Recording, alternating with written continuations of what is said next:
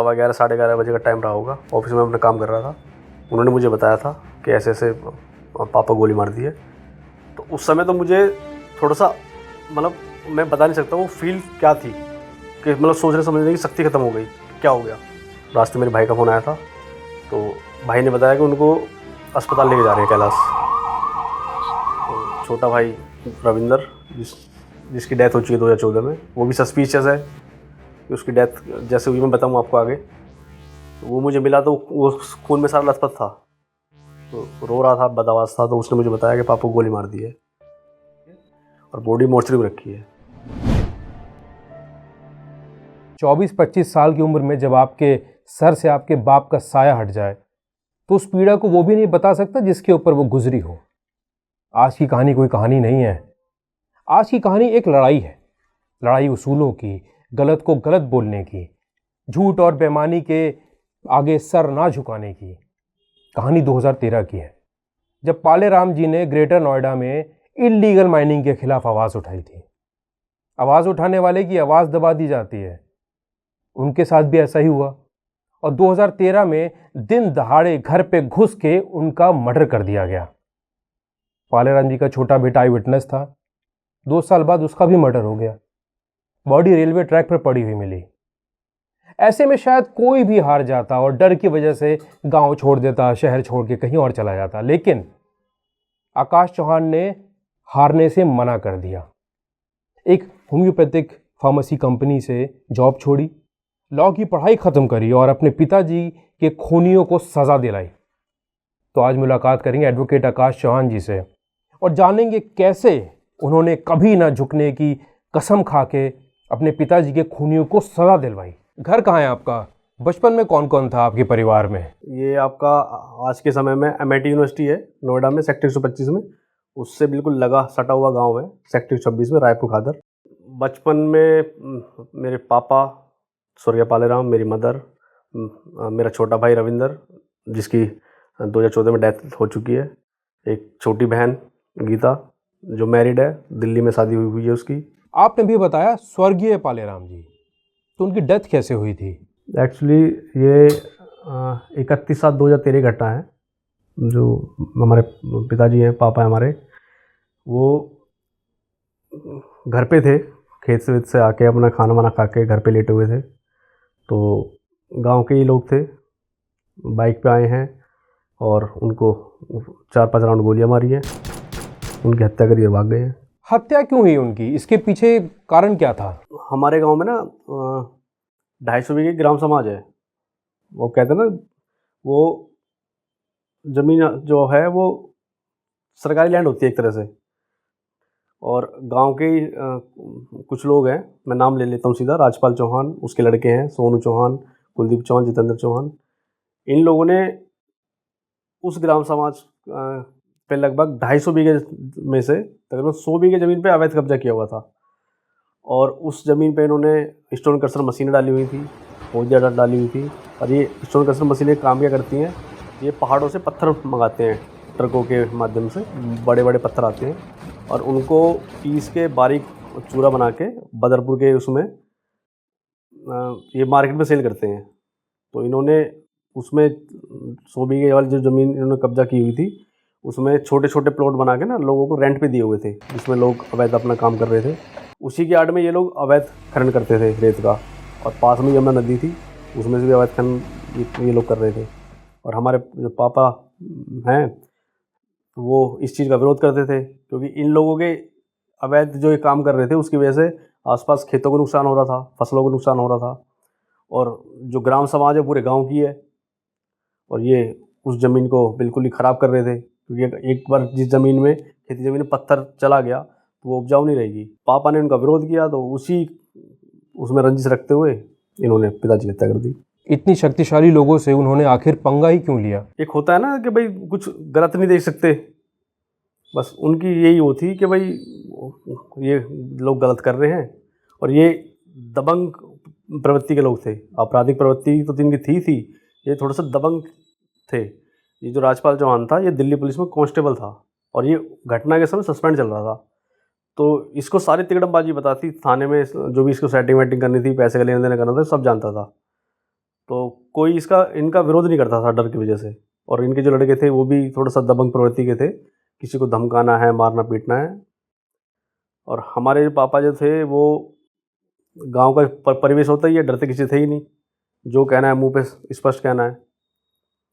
तो गांव के कुछ लोग 10-12 लोग साथ जोड़े, उन्होंने इसका विरोध करा, शासन को, प्रशासन को इनके खिलाफ एप्लीकेशन वगैरह दी, प्रार्थना पत्र दिए, शिकायती पत्र दिए। तो इसलिए उन्होंने ये सब चीज़ें की। ऐसे दबंग लोगों के खिलाफ जब उन्होंने विरोध छेड़ा तो आप लोगों ने कभी उन्हें रोका नहीं? अगर वो कुछ गलत करते तो हम बिल्कुल रोकते, लेकिन वो अपनी जगह सही थे, इसलिए हमने कभी उनको रोका ही नहीं। लेकिन हमें इस बात का अंदाज़ा नहीं था कि ये सब चीज़ें ना इस स्टेज पे आ जाएंगी। ये जो चीज़ें हो रही थी उस समय कि हमें उसका इतना बड़ा खामियाजा भुगतना पड़ेगा। छोटे मोटे विद्रोह हर जगह होते रहते हैं और कभी कभी बड़ा रूप भी ले लेते हैं। फिर अचानक मर्डर कैसे प्लान हो गया उनका? अचानक नहीं कह सकते उसको, ये पहले से प्री प्लान था। क्योंकि जिस आदमी का लाखों का पैसा आ रहा है अवैध तरीक़ों से और वो एकदम रुक जाए, उसके जो सोर्स ऑफ इनकम है इलीगल तरीके से, अगर उसको कोई रोकता है तो ऑब्वियस सी बात है वो पलट के जवाब जरूर देगा। तो यही था, इन लोगों के लाखों रुपए पर डे की इनकी इनकम थी अवैध खनन से, स्टोन क्रशर मशीनों से, और रिवेन्यू किसी को देना नहीं है, कोई रोकने टोकने वाला था ही नहीं। तो यही कारण रहा है कि क्योंकि ये जो अवैध कब्जा चल रहा था ये साल, 6 महीने, 2 साल से नहीं था, तकरीबन 10-12 साल से ये लोग जो है अवैध खनन वगैरह में लगे हुए थे। 12 साल से माइनिंग चल रही थी, तो आप लोगों ने सरकार से मदद नहीं मांगी है कभी?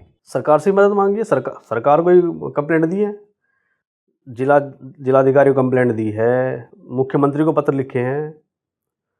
लेकिन जब जिस प्रशासन को या जिस शासन के प्रदेश में या जिस प्रशासन को ये अवैध काम रोकने चाहिए वही उसमें इन्वॉल्व हैं, तो आप किससे मदद मांगोगे? बात तो सही है, पूरा का पूरा महकमा मिला ही हुआ होता है। आपके पिताजी का मर्डर कब और कैसे हुआ था? ये 31/7/2013 घटना है। ये तकरीबन सुबह के 11:15, 11:30, मतलब 11 से 12 के बीच की घटना है ये। मैं अपनी कंपनी में था, doctor Willmar Schwabe India private sector 60 में। मेरी वाइफ का फ़ोन आया था मुझे, 11:15, 11:30 बजे का टाइम रहा होगा। ऑफिस में अपना काम कर रहा था, उन्होंने मुझे बताया था कि ऐसे ऐसे पापा गोली मार दी है। तो उस समय तो मुझे थोड़ा सा, मतलब मैं बता नहीं सकता वो फील क्या थी, कि मतलब सोचने समझने की शक्ति ख़त्म हो गई, क्या हो गया। मैं वहाँ से तुरंत निकला हूँ घर के लिए। तो सूचना मुझे मेरी वाइफ ने, मेरे भाई ने, रास्ते मेरे भाई का फ़ोन आया था, तो भाई ने बताया कि उनको अस्पताल लेके जा रहे हैं कैलाश। हॉस्पिटल पहुँचा मैं घर ही जा रहा था, लेकिन रास्ते से जब पता लगा मुझे तो मैं रास्ते से मुड़ के कैलाश हॉस्पिटल सेक्टर 27 पहुँचा। तो छोटा भाई रविंदर, जिसकी डेथ हो चुकी है 2014 में, वो भी सस्पिशियस है कि उसकी डेथ जैसे हुई, मैं बताऊँ आपको आगे। तो वो मुझे मिला तो वो खून में सारा लथपथ था, तो रो रहा था, बदआवाज़ था। तो उसने मुझे बताया कि पापा को गोली मार दी है। तो मैंने पूछा कहाँ है, डॉक्टर थे, मैंने डॉक्टर से पूछा कि भाई ऐसे ऐसे मेरे पापा आए हैं, उनको गोली लगी है, कहाँ है? उनकी डेथ हो चुकी है और बॉडी मोर्चरी में रखी है। तो मैं नीचे बेसमेंट में, ग्राउंड पहले बेसमेंट था, उसमें बॉडी रखी हुई थी। तो मैं वहाँ गया, उनको देखा मैंने, तो मैं बता नहीं सकता वो मोमेंट मेरे लिए कैसा था। क्योंकि महकमा तो पहले से ही मिला हुआ था और कॉन्विक्ट भी सस्पेंडेड पुलिस कांस्टेबल थे, तो क्या फिर पुलिस ने मर्डर की एफआईआर लिखी? पुलिस ने एफआईआर लिख ली थी, लेकिन पुलिस की उस समय इतनी जल्दबाजी कर रही थी पुलिस कि कहीं उनका नाम ना आ जाए, कहीं खनन का जिक्र ना आ जाए, कहीं ग्राम समाज का जिक्र ना आ जाए। तो पुलिस ने भी इसमें बहुत मतलब मैनिपुलेट करने की कोशिश करी, मैनिपुलेट किया पुलिस ने, क्योंकि थाना 39 लगता था उस समय, उन्हीं का क्षेत्र था, उन्हीं के क्षेत्र में अवैध खनन हो रहा था, थाने को पैसा जाता था, यही लोग पैसा इकट्ठा करते थे, राजपाल वगैरह जो हैं, राजपाल के लड़के, यही थाने को पैसा पहुंचाते थे। अब जब उन्हीं के खिलाफ कंप्लेंट आ रही है तो पुलिस वाला तो चाहेगा भाई कैसे न कैसे कुछ ना कुछ इसमें लूज पॉइंट छोड़ दे, तो पुलिस ने वही किया। वो चीज़ें मुझे आज समझ में आती है कि 2013 में थाना पुलिस ने मेरे साथ क्या क्या चीज़ें करी। अगर उस समय पुलिस मेरा पूरा साथ देती तो अभी जो जजमेंट आया, डिसीजन आया है, वो तो आता ही, लेकिन इसमें काफ़ी कुछ चीज़ और निकल के आती। आपने पहली बार जब कोर्ट में कन्विक्ट्स को फेस किया तो कैसा था वो कोर्ट का माहौल या बाकी सारी चीज़ें? ये केस जब कोर्ट में गया था तो मुझे कुछ जानकारी थी नहीं, भाई कोर्ट कहाँ है, कैसे प्रोसीडिंग होती है, क्या कैसे होता है। तो केस कोर्ट में जाने के काफ़ी दिन बाद में कोर्ट गया था। 7 दिन की बेल वेल भी खारिज हो चुकी थी एक्यूज़ की। और इस घटना के बाद जब एफआईआर दर्ज हुई थी तो 3 लोग अरेस्ट हुए थे। राजपाल, उसका लड़का सोनू, उसका लड़का कुलदीप, ये 3 लोग अरेस्ट हुए थे। और जो चौथा एक्यूज़ था जितेंद्र छुट्टन, वो फरार हो गया था। एक तो डर था कि भाई घर में इतना बड़ा हादसा हो गया है कि कुछ कोई और हादसा ना हो जाए, तो एक तो ये, और एक जानकारी नहीं थी। काफ़ी दिनों बाद किसी को साथ लेके कोर्ट गया हूँ, पता लगा कि भाई जिला जज साहब के यहाँ कोर्ट में केस चल रहा है, वहाँ पे है सरकारी वकील उस समय के सिंह कृष्ण कुमार डीजीसी थे, डिस्ट्रिक्ट गवर्नमेंट काउंसिल। उनसे मुलाकात करी, उनको बताया, तो उन्होंने काफ़ी सपोर्ट किया उस समय। तो जब कृष्ण कुमार जी ऑलरेडी आपका केस लड़ रहे थे तो आपको लॉ करने की क्या ज़रूरत पड़ गई थी? जब ये एक्यूज पकड़े गए थे, इन लोगों ने बेल मूव की थी, तो उस समय के जो डीजीसी थे कृष्ण कुमार जी, मैं उनके संपर्क में आया। उनका मुझे व्यवहार अच्छा लगा, बातचीत करने का तरीका अच्छा लगा, काफ़ी सुलझे हुए इंसान थे, सीनियर थे, तो उन्होंने काफ़ी सपोर्ट किया। तो 2013 से लेकर 2015 तक, जब तक वो डीजीसी रहे, मैंने कोई वकील हायर ही नहीं किया। मैं उन्हीं के उसमें रहा संपर्क में, केस में जो भी एविडेंस वगैरह होनी थी या जो भी कार्रवाई होनी थी केस में, वो उन्हीं के सरकारी वकील के माध्यम से ही मैं करता था।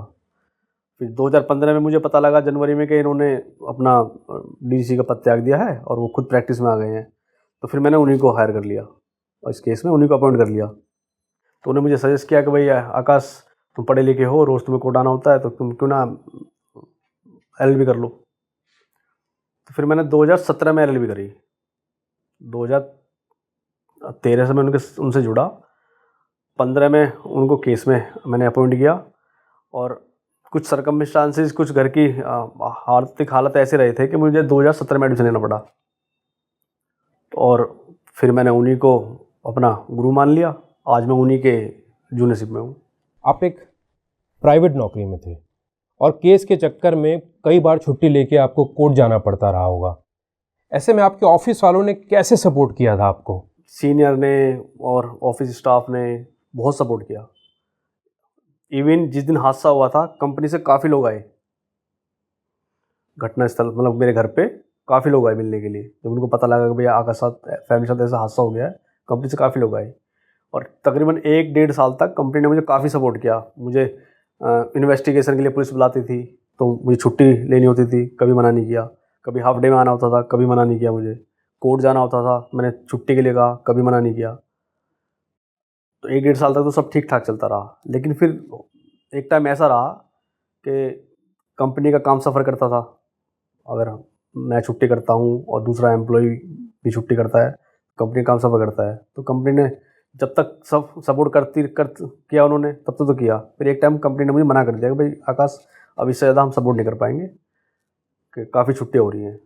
तो फिर मैंने कंपनी से रिज़ाइन कर दिया और अपने पापा के केस में पूरा टाइम दिया। जब आप केस में पूरी तरह आ चुके थे तो उस वक्त केस विड्रॉ करने के लिए आपको धमकी नहीं मिली थी? हाँ, काफ़ी धमकियाँ मिली हैं, लेकिन ये लोग इतने शातिर किस्म के थे कि ये डायरेक्ट नहीं धमकी देते थे।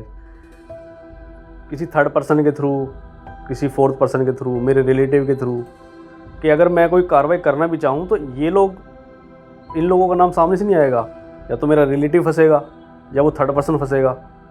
और धमकियाँ इस तरह आती थी कि भाई ये बाहर जाता है, कुछ भी हो सकता है, एक्सीडेंट हो सकता है, घर में घुस के मार दिया, कुछ पता नहीं समय का, इसके साथ भी कुछ हो सकता है। मगर इनडायरेक्टली वो धमकियाँ ही होती थी। अभी भी है, अभी भी धमकियाँ मिलती हैं। कैसे? जैसे कोई इंसिडेंट्स? 2015 में एक चीज़ हुई थी मेरे साथ। इन लोगों ने मई 2015 में पापा वाले मर्डर केस में फैसले के लिए अप्रोच किया था मुझे, मेरे ही रिलेटिव के थ्रू। तो तो मैंने साफ सीधे तौर पर मना कर दिया था कि भाई इस मामले में मैं कोई समझौता नहीं करूँगा, मुझे कोर्ट पे भरोसा है, जो कोर्ट डिसीजन देगा, जो न्याय करेगा मुझे मंजूर है, लेकिन मैं किसी भी स्तर पे समझौता नहीं करूँगा। मैंने मना कर दिया साफ साफ। और मेरे मना करने के कुछ ही दिन बाद मुझे पता चलता है कि बागपत ज़िले में मेरे खिलाफ़ एक झूठा मुकदमा धारा 376 और SC/ST एक्ट में दर्ज हो गया है। जब मैंने भी कुछ थोड़ी बहुत छानबीन करी, क्योंकि हमारे रिलेटिव हैं उस तरफ, तो पता लगा वो इन्हीं के जो एक्यूज़ थे पापा केस में, इन्हीं लोगों के द्वारा किया हुआ था। और ये दबाव बनाना चाहते थे उस समय कि मैं किसी तरह झुक जाऊं, डर जाऊं और इस केस में अपने कदम पीछे ले लूं और इन लोगों के साथ समझौता कर लूं। क्या था वो rape case? I mean fake rape case. मैं घर पे था, मेरे पास फ़ोन आया था, बागपत CO थे उनके ऑफिस से, तो फ़ोन पे उनका कोई अधिकारी था, उन्होंने मुझसे मेरा नाम पूछा था, मैंने अपना नाम बताया, तो उन्होंने मुझे फ़ोन पे बताया था कि भाई आपके खिलाफ़ ना मुकदमा दर्ज हो गया है और CO साहब आपको बुला रहे हैं, आप आओ। तो पहले बात तो ये कि भाई वो पुरानी कहावत है, न कर न डर, मुझे कोई डर नहीं था ही नहीं, और जानकारी थी नहीं कि भाई क्या मुकदमा है। मैंने पूछना चाहा फ़ोन पे तो उन्होंने नहीं बताया। तो मैं नेक्स्ट डे मैं पहुंचा CO बागपत के यहाँ। मैं पापा के केस से संबंधित जो भी मेरे पास पेपर थे मैं वो सारे अपने साथ कैरी करके ले गया। मैं जाके वहाँ मिला CO साहब से, तो पहले तो मुझे देख के हंसने लगे। मैंने जब अपना परिचय दिया कि मैं आकाश चौहान हूँ, नोएडा से आया हूँ, तो देख के हंसने लगे। अपने जो कलीग थे, जो उनके इंस्पेक्टर वगैरह थे, उनको बुलाया उन्होंने, भाई आओ आकाश चौहान ये है। तो जो उनके इंस्पेक्टर थे वो कहने लगे कि भाई सर हम तो पहले बता रहे थे मामला फर्जी है। तब मुझे वहाँ पता लगा कि कोई 58-59 साल की महिला थी जिसने मेरे ऊपर फॉल्स एलिगेशन लगाए थे कि भाई मैंने उसके साथ ना बागपत कोई कुटी है वहाँ उसको ले जाकर उसके साथ गलत काम किया है। और जिस दिन की घटना दिखाई थी 12 तारीख थी, शायद मंथ मुझे याद नहीं है, 12 तारीख का डेट बताई थी उन्होंने घटना की। उस समय मेरे पापा के मर्डर की केस की तारीख थी गौतम बुद्ध नगर कोर्ट में, मैं यहाँ था कोर्ट में नोएडा में। मर्डर वाले इंसिडेंट्स का विटनेस कौन कौन था? पापा के साथ जो हादसा हुआ था वो हुआ था 31/7/2013 में। और जिस समय घटना हुई थी, जिस समय पापा की हत्या हुई थी, घर पे मेरी वाइफ मौजूद थी, मेरी सिस्टर मौजूद थी, मेरी मदर मौजूद थी, मेरा छोटा भाई मौजूद था रविंदर, मेरा बेटा मौजूद था, उस समय वो 1.5 साल का था। छोटे भाई का एक्सीडेंट हो रखा था तो वो इंजर्ड था, वो घर पे था। तो डर तो उस समय भी था कि जो पापा को मारने आए हैं वो कुछ भी कर सकते थे, नुकसान और ज़्यादा हो सकता था, कैजुअलिटी और ज़्यादा हो सकती थी। वो एक को मारने आए हैं, और लोग भी मारे जा सकते थे। वो हमारी किस्मत रही कि बाकी लोग सेफ बच गए। और इस घटना के 10 महीने बाद ही, क्योंकि छोटा भाई आई विटनेस था पापा के मर्डर केस का, मम्मी आई विटनेस थी, वाइफ आई विटनेस थी। छोटे भाई की dead body Narela railway track पे 21 जून 2014 को मिली है। आज तक पता नहीं चला कि वो रेलवे ट्रैक पे कैसे पहुंचा है, उसकी डेड बॉडी वहाँ कैसे मिली, कौन था उसके साथ क्या हादसा हुआ, आज तक कुछ पता नहीं चला। एक्चुअल इंसिडेंट्स क्या हुआ था भाई के साथ? अगर आप डिटेल्स में शेयर कर सकते हैं तो प्लीज़ बताइए। ये एक्चुअली क्या है, 19 जून 2021 को मेरा भाई मेरी मम्मी को लेके मामा जी के यहाँ गया था। मेरे मामा हैं भोरगढ़, नरेला में गांव है भोरगढ़ गांव, रेलवे लाइन के बराबर में है वो, तो वहाँ गए हुए थे।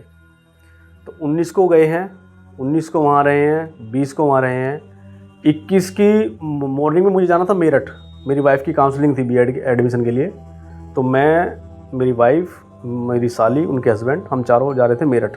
सुबह तकरीबन 7, साढ़े 7, 8 बजे के आसपास बात होगी। तो मेरी मामी का फ़ोन आता है मेरे पास, तो रो रही थी फ़ोन पे। तो उन्होंने बताया कि तू कहाँ है, जल्दी आ जा, और वो मोनू जो है रेलवे ट्रैक पे उसकी लाश मिली है। तो रास्ते में से हम सीधा भाग के वहाँ गए हैं। तो पता लगा कि भाई वो शाम को अपना खाना वाना खा के आराम से लेटा था। सुबह पता नहीं वो कैसे रेलवे ट्रैक पे पहुँचा। उसके पास मोबाइल था, उसमें 2 सिम थी, मेमोरी कार्ड था। फ़ोन तो मिल गया उसका, ना तो मेमोरी कार्ड मिली ना सिम मिली। तो थोड़ा क्या सस्पिशियस ही है कि भाई वो रेलवे ट्रैक पे करने क्या गया, कैसे पहुंचा। और चलो बहुत से लोग कहते हैं भाई वो खुद गया होगा, चलो खुद भी गया तो उसके मेमोरी कार्ड सिम कहाँ चले गए फ़ोन से? फ़ोन बिल्कुल सेफ़ मिला है, तो मेमोरी कार्ड सिम कहाँ चले गए? मैंने दिल्ली पुलिस से कांटेक्ट किया, उनको सारी चीज़ें बताई। उन लोगों ने बोल दिया कि आप नोएडा के रहने वाले हो तो नोएडा में जाओ कंप्लेंट करने के लिए। मैं नोएडा थाना 39 आया। उस समय के एसएचओ धर्मेंद्र चौहान थे, जो पापा वाले केस में भी आईओ थे। मैंने उनको बताया, उन्होंने माना इस बात को कि हाँ रविंद्र की डेथ हुई है, सस्पिशियस है, लेकिन उन्होंने भी कंप्लेंट नहीं ली, एफआईआर दर्ज नहीं की उन्होंने ये बोल के टरका दिया कि ये दिल्ली में घटना हुई है तो एफआईआर दिल्ली में कराओ। घर वालों को पता लग गया कि मैं कार्रवाई कर रहा हूँ, उसमें एफआईआर लिखवा रहा हूँ, तो फिर घर वालों को प्रेशर आना स्टार्ट हुआ मुझ पर कि भाई पहले तेरे पापा के साथ हादसा हो गया, अब छोटे वाले के साथ हादसा हो गया, अब तू अकेला रह रहा है, हमें कुछ नहीं करना, जो हो गया सो हो गया, तू अकेला रह रहा है, तेरे साथ कुछ हो गया तो फिर घर में और कौन है। तो फिर मैंने भी थोड़ा सा कदम पीछे ले लिया कि जो हो गया अपना नसीब समझ के कि जो हो गया हमारा बुरा जितना होना था हो गया, छोड़ दिया। पहले पिताजी का मर्डर, फिर भाई का मर्डर, कभी ऐसा डर नहीं लगा कि अगला नंबर आपका भी हो सकता है? डर तो था, लेकिन डर से होता गया, या तो मैं गांव छोड़ दूं, परिवार को लेकर कहीं चला जाऊं, और डरना तब जब आपने कुछ गलत किया हो। जब मैंने कुछ गलत किया ही नहीं तो मैं क्यों डरूंगा? जो चीज़ें मेरे साथ होनी थी वो हो चुकी, कदम पीछे हटाने का कोई वो ही नहीं था, सवाल ही नहीं उठता था कि भाई आप कदम पीछे कर लो और आप केस को वापस लो या अपने कदम पीछे करो, तो इसका मतलब ये है कि आप सामने वाले को बढ़ावा दे रहे हो। आज उसने हमारे साथ ये हादसा करा है, कल किसी और साथ करेगा, तो कोई तो रोकने वाला चाहिए। फैमिली में 2 मर्डर ऑलरेडी हो चुके थे, आपके ऊपर एक फेक रेप केस का मामला भी था, लेकिन कुछ कर नहीं पाए। क्या कभी पैसे का लालच देके समझौता करने की कोशिश नहीं की इन लोगों ने? हाँ दिया है। मैंने आपको बताया था ना कुछ देर पहले कि मई 2015 में मुझे समझौते के लिए इन्होंने अप्रोच किया था। उस समय मुझे 30 लाख का ऑफर दे रहे थे ये कि आप 30 लाख रुपए ले लीजिए और समझौता कर लीजिए, क्योंकि इन लोगों ने अवैध खनन में और ग्राम समाज पे जो कब्जा किया हुआ था, अवैध कब्जा जो किया हुआ था, स्टोन क्रशर मशीन चल रही थी, उससे इन्होंने काफ़ी मोटी कमाई की थी, और उस समय काफ़ी मोटी कमाई कर भी रहे थे। ये पैसा तो इनके पास काफ़ी था, कमा भी रहे थे। 30 लाख रुपए बड़ा अमाउंट है। मन नहीं किया कि कोर्ट की कचहरी से दूर, ये चिक से दूर होकर के पैसे लेकर के शांति से अपनी ज़िंदगी को आगे बढ़ाया जाए? नहीं, कभी नहीं। आज भी मेरे मन में कभी कोई इस तरह का वो नहीं है, कभी विचार आया ही नहीं। और मैं आपको बताना चाहता हूँ कि ये सब चीज़ें ऐसी हैं, आदमी एक मोमेंट होता है कि चलो पैसा ले लिया, लेकिन अपने आप को क्या जवाब दूंगा मैं, परिवार को क्या जवाब दूंगा? पैसे सब कुछ नहीं है। मेरे जो पिताजी है, मेरे जो पापा हैं, मेरे लिए इतना कुछ छोड़ के गए हैं। खेती बाड़ी है, घर है, घेर है, परिवार चलाने के लिए मेरे पास काफ़ी है। मुझे पढ़ाया है, लिखाया है, शादी करी है, वाइफ मेरी वेल एजुकेटेड है, टीचर है, तो पैसे की तो मुझे कभी कुछ दिक्कत ना थी ना है। कहने का ये मतलब है कि आप में पैसे को लेकर कोई लालच नहीं है, लेकिन समाज को जब पता चला होगा कि आप लॉ करके अपने पिताजी का केस में खुद इन्वॉल्व हो चुके हैं, तो आई एम श्योर सोसाइटी ने डिमोरलाइज तो बहुत किया होगा आपको। गांव में, सोसाइटी में ये चीज़ें चलती हैं। जब मैंने लॉ करी, मैंने कोर्ट जाना स्टार्ट करा, तो काफ़ी लोगों से बातें सुनने को मिलती थी कि भाई वकील बन गया है, इसके बस की कुछ नहीं है, ये कुछ नहीं कर पाएगा। और जो एक्यूज थे वो हाई कोर्ट से बेल आउट हो गए थे, वो बेल पे थे, वो अपने मज़े से अपना जीवन व्यतीत कर रहे हैं। जो उनके काम थे स्टोन क्रशर मशीनों के, अवैध खनन के, वो एलईडी चल रहे थे, वो कभी बंद नहीं हुए। तो गांव वालों को यही लगता था कि भाई ये कुछ नहीं कर पाएगा। बातें काफ़ी सुनने को मिलती थी, लेकिन मैं कभी किसी को पलट के जवाब नहीं दिया, तो मुझे पता था कि एक ना एक दिन मुझे न्याय मिलेगा। एक नॉन एडवोकेट होकर अपना केस लड़ना और एडवोकेट हो जाने के बाद जज के सामने खड़े होने में क्या डिफरेंस है? वो फील ही कुछ अलग थी। एक होता है ना अंदर से कि भाई हाँ मुझे इसमें कुछ करना है, पीछे नहीं हटना। वो भाव कुछ इस तरह के थे कि आप उसको व्यक्त नहीं कर सकते। अंदर से आपको इतना कॉन्फिडेंट आप हो जाते हो कि हाँ अब मुझे पूरा विश्वास है कि हाँ मुझे न्याय मिलेगा, क्योंकि चीज़ें काफ़ी समझ में आने लगी थी। कोर्ट की क्या प्रोसीडिंग थी, एविडेंस किस तरह से होने थे, कैसे गवाही होनी है, कोर्ट का क्या रुख है। जब आप खुद एज अ लॉयर खड़े होते हैं तो कितना मुश्किल या आसान हो जाता है केस में? हियरिंग कितनी जल्दी शुरू हो जाती है? ये 2013 में जब ये घटना हुई थी, और उसके बाद से जब इसमें केस में कोर्ट में एविडेंस स्टार्ट हुई थी, तो मेरी गवाही हुई थी, मदर की गवाही हुई थी। तो होता क्या था कि कोर्ट में डेट लगती थी, कभी 1.5 महीने की लग गई, कभी 2 महीने की लग गई, कभी 1 महीने की लग गई। मैं कोर्ट जाता था, तारीख पे पता लगा डेट लग गई, आज कोई काम नहीं होगा। एक्यूज़ आए, साइन करके चले गए फाइल पे, डेट लेके निकल गए। तो एक हमारे परिचित हैं, उन्होंने मुझे सजेस्ट किया था कि भाई इसमें इतने दिन हो गए तुम्हें धक्के खाते हुए, तुम हाई कोर्ट से वो करा लो डायरेक्शन। तो तकरीबन 2018-19 के आसपास 3 या 4 ही गवाह हो पाए थे पापा वाले केस में, मुकदमे में। और 2017 में मैंने LLB में एडमिशन लिया था, 2020 में मैं पास आउट हुआ था। तो पास आउट होने के बाद जब मैं खुद कोर्ट में अपीयर हुआ, चीज़ें सब समझ में आने लगी, तो मैं हाई कोर्ट गया, वहाँ से डायरेक्शन करा के लाया। तो डायरेक्शन के बाद डेट लगने लगी 15 दिन की, 20 दिन की, 25 दिन की, मतलब 1 महीने से ऊपर डेट जाती नहीं थी। एविडेंस आनी स्टार्ट हुई धीरे धीरे, 5 हुई, 6 हुई, 7 हुई, लेकिन टाइम थोड़ा खिंच रहा था। तो मुझे फिर सलाह दी गई कि भाई एक काम कर, तुझे डेली कोर्ट आना है तो एक बार फिर चला जा हाई कोर्ट। मैं फिर हाई कोर्ट चला गया, हाई कोर्ट से मैं फिर डायरेक्शन करा लाया फाइल में। इस बार जो डायरेक्शन आई वो आ गई डे बाई डे की, कि अब जो हेयरिंग होगी इस फाइल में डे बाई डे होगी। और जब मैंने ऑर्डर फाइल करा कोर्ट में तो डे बाई डे लगनी स्टार्ट हो गई। और कोर्ट को भी इनिशिएट लेना पड़ा कि जो हाई कोर्ट का ऑर्डर था उसके अनुपालन में उन्होंने भी अपने जो गवाह थे उनको बुलाना स्टार्ट किया। तो 5 या 6 साल में जहाँ 4 एविडेंस हुए थे, नेक्स्ट 3 या 4 साल में 20 गवाह हुए टोटल। और 30 नवंबर 2023 में फाइल डिसाइड हो गई, जजमेंट हो गया फाइल में। क्या जजमेंट आया? उसमें जजमेंट ये हुआ था कि इसमें 4 एक्यूज थे पापा के मर्डर केस में, 2 को सजा कर दी गई, 2 को सबूतों के अभाव में बरी कर दिया गया। जिस दिन जजमेंट हुआ उस दिन आप शायद कोर्ट में खड़े थे। हाँ, जिस दिन जजमेंट हुआ था मैं कोर्ट में खड़ा था। तो इनके चेहरों के जो भाव थे ना वो बदले हुए थे। एक तो होता है ना कि अब आपने कोई गलत काम किया तो आपको फील होता है कि भाई आपने गलत किया है। इनके चेहरों के भाव ही कुछ और थे। एक तो ये था कि भाई ये मुझे घूर रहे थे, कोर्ट में भी है, कोर्ट के बाहर भी। इनके साथ जो आए हुए थे लोग बाग वो भी मुझे मतलब घूर के देख रहे थे। तो मैंने अपने सीनियर को बताया था कि बाबूजी ये देख रहे हैं, घूर रहे हैं।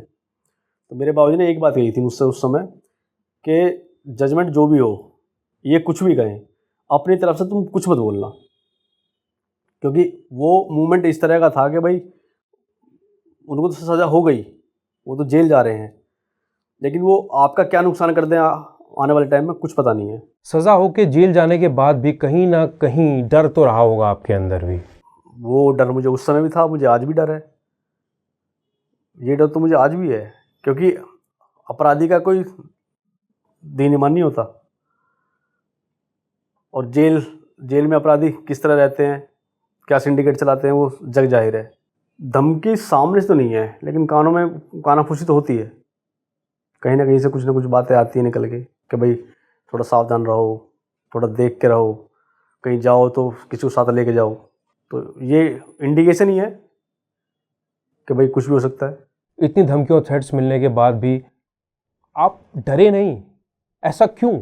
ऐसा इसलिए कि एक तो मैं बीइंग ए लॉयर इतना कॉन्फिडेंस है कि ये लोग कुछ गलत नहीं करेंगे, हिम्मत ही नहीं है इनकी। इनकेस एक बार 1% कुछ गलत करते भी हैं तो जो हमारी कम्युनिटी है बार की, मुझे बहुत सपोर्ट है। बीइंग ए लॉयर बहुत सपोर्ट है। आपका लॉ करने से पहले सिर्फ एक वर्किंग प्रोफेशनल की तरह कोर्ट में जाना हुआ, और लॉ के बाद एज अ प्रैक्टिसिंग लॉयर की तरह कोर्ट में आप जाते थे। दोनों में कितना डिफरेंस था? ज़मीन आसमान का। अगर मैं इस प्रोफेशन में नहीं होता, प्रैक्टिस में नहीं होता, तो शायद हो सकता मुझे अभी 10 साल और लगते नए मिलने में। ये तो मैं खुद अब इस प्रोफेशन में आ गया हूँ, चीज़ें समझने लगा हूँ, फाइल पे कैसे काम करना है, कैसे एविडेंस होनी है, वो चीज़ें समझने लगा हूँ। अपने केस पे मेहनत करी है तो ये सब चीज़ें हो पाई हैं। हमारे देश में न्याय व्यवस्था बहुत धीमी है, बहुत ज़्यादा धीमी है। ऐसी सिचुएशन में खुद को इंसाफ दिला करके कैसा महसूस होता है? अपने आप पे प्राउड फील होता है। काफ़ी लोगों से सुना भी है मैंने, काफ़ी लोगों ने पीठ भी थपथपाई है। तो अच्छा लगता है कि जो प्रण लिया था वो प्रण पूरा किया है। अब आगे और लोगों की जो मदद हो सकती है, अपने इस तरह से जो भी मैं कर सकता हूँ लोगों के लिए, मैं रेडी हूँ। इतनी लंबी लड़ाई में वो कौन लोग थे जो आपके सबसे बड़े सपोर्टर रहे? मेरी फैमिली का सपोर्ट नहीं होता तो शायद मैं आज ना तो आपके साथ बैठा होता और ना पापा के केस में मुझे न्याय मिलता।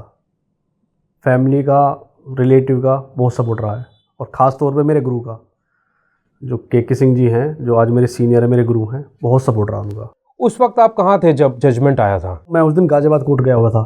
जिस दिन जजमेंट हुआ था गाज़ियाबाद कोर्ट गया हुआ था, और मैं बार बार फ़ोन करके पूछ रहा था चैम्बर पे अपने सीनियर से, अपने कलीग से कि भाई जजमेंट हो रहा है आज, जजमेंट हो रहा है आज। क्योंकि हाँ जजमेंट हो रहा है, लंच के बाद होगा। मैं वहाँ से अपना काम फिनिश करके गाज़ियाबाद कोर्ट से मैं लंच तक वहाँ पहुँचा हूँ, तकरीबन 1:30-2 बजे के आसपास, और ये 3, साढ़े 3, 4 बजे के आसपास जजमेंट जो प्रनाउंस किया है। सज़ा हुई थी राजपाल को और सोनू को। तो वो जो मोमेंट था, मैं बता नहीं सकता कि मैं उसको कैसे एक्सप्रेस करता। ना तो मैं उस समय, मन हो रहा था मैं रोऊं, खूब रोऊं, ना तो मैं रो सकता था उस समय। और मन में ये एक हल्की सी टीच भी थी कि भाई 2 छूट गए हैं इसमें, चारों को सज़ा होनी थी, क्योंकि चारों ही इसमें मुलजिम थे। तो एक थोड़ा सा दुख भी था कि भाई मैं 10 साल से एक लड़ाई को लड़ता आ रहा हूँ और इसमें 2 छूट गए हैं। तो वो जो मूवमेंट था ना कि आप 10 साल किसी चीज़ पे मेहनत कर रहे हो और फिर आपको उसका परिणाम मिल रहा है, तो वो जो फीलिंग है वो अब मैं बता नहीं सकता कि वो किस तरह एक्सप्रेस की जाएगी। बट वो ये मन को संतुष्टि थी कि जो लड़ाई में लड़ रहा था मुझे उसमें सफलता मिल गई। आपने जीवन में बहुत कुछ देखा, सहा, खोया भी। आप उन लोगों को क्या मैसेज देना चाहते हैं जो लंबी लड़ाई लड़ने से कतराते हैं, डरते हैं? देखो, मेरा तो उन लोगों को सिर्फ एक यही सलाह रहेगी कि उम्मीद मत छोड़ो। आपके सामने कठिनाइयाँ बहुत आएंगी, उतार चढ़ाव बहुत आएंगे, उम्मीद मत छोड़ना।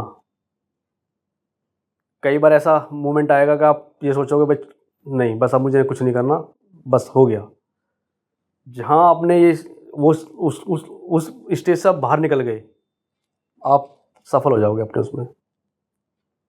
समय लगता है, इंसाफ मिलने में समय लगता है, लेकिन मिलता ज़रूर है। आपकी फैमिली ने क्या आपको कभी रोका नहीं, या उन्हें कभी ऐसा डर लगा हो कि कहीं वो लोग आप पर भी अटैक कर सकते हैं? कहते थे कि भाई थोड़ा सा सावधानी रखना, कहीं जाना हो, किसी के पास वैसे बाहर कहीं मतलब लेट नाइट किसी के पास नहीं रुकना है, कहीं जाओ तो बता के जाना है। तो घर वालों ने सपोर्ट तो काफ़ी किया है, लेकिन डर उनको भी था कि घर से 2 लोग पहले जा चुके हैं, अब एक मैं बचा था कि कहीं कल को मेरे साथ कोई हादसा ना हो जाए। आपको अगर 30 लाख रुपए दिए केस विड्रॉ करने के लिए, तो फिर तो विटनेसेस को भी लालच दिया होगा। हाँ, ऑफ़र तो उनको भी थे, लेकिन उन्होंने साफ मना कर दिया। उन्होंने सच का साथ दिया, जो सच्चाई थी वो मान्य कोर्ट में बताई उन्होंने। कई बार विटनेस टूटते हैं, कुछ पैसों की वजह से टूटते हैं, कुछ धमकियों की वजह से टूटते हैं, किसी के साथ कोई हादसा हो जाता है तब टूट जाते हैं। लेकिन मेरे वाले केस में ऐसा नहीं था।